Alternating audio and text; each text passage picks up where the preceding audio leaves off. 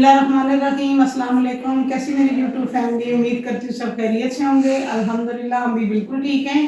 आज आपके साथ जो रेसिपी शेयर कर रही हूँ वो है जी करेले और टमाटर और प्याज की रेसिपी। क्योंकि मेरे बच्चे गोश्त करेले, कीमा करेले की चीज़ें नहीं खाते, तो इसलिए कुछ जो है ना वो दाल की करेले भी नहीं खाते। तो आज हम जा रहे हैं जी इस सब्जी की तरफ।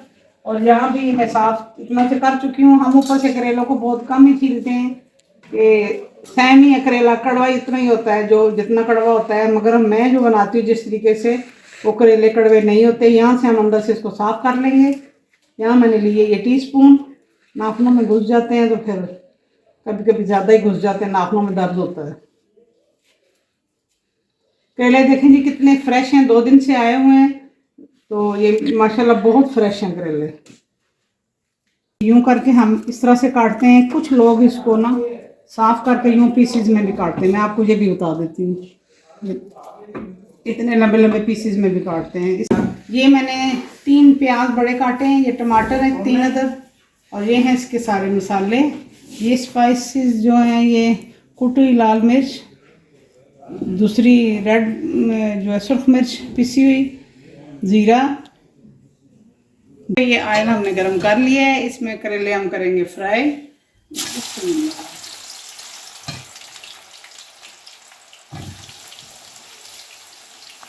मुझे जी अच्छे लगते हैं गोश्त करेले और कीमा करेले।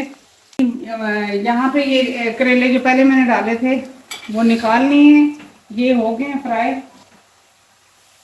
देखें, ये बहुत ज़्यादा फ्राई नहीं करने हैं, इतने ही करने हैं। यहाँ पे ये जो प्याज मैंने काट के रखा था इसको फ्राई कर रहे हैं। प्याज को ना शैलो फ्राई करूँगी क्योंकि करेले और प्याज की सब्जी बन रही है, तो इसलिए शैलो फ्राई करना है ताकि अच्छे से बन जाए, मज़ेदार लगेगा बीच में से। मसाले हम ऐसे कम ही डालते हैं। मैं मसालों को जैसे खा नहीं सकती, मुझे अच्छे लगते हैं करेले, ऐसे भी अच्छे लगते हैं, और मेरे बच्चे बहुत शौक से खाते हैं करेलों की सब्जी। यहाँ तक प्याज भी रेडी हो गया हमारा, जितना सोते करना था मैंने वो हो गया है। अभी उसमें शामिल करती हूँ मैं टमाटर, हरी मिर्च, इसके साथ में हमारे जो है ना करेले भी रेडी हो गए हैं। इनको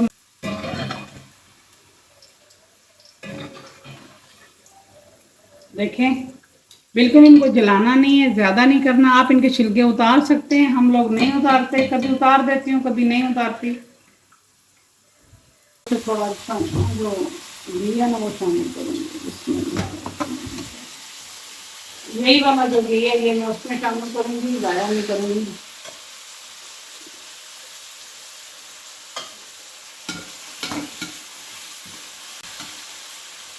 ये बीच में जो मैंने रखे थे ना ये स्पाइस, ये सारे इसके अंदर शामिल करूँगी। झटपट से बन जाने वाली ये रेसिपी है। यहाँ पे लिया है दही, और दही के मैं सिर्फ 2 चम्मच यूज़ करूँगी।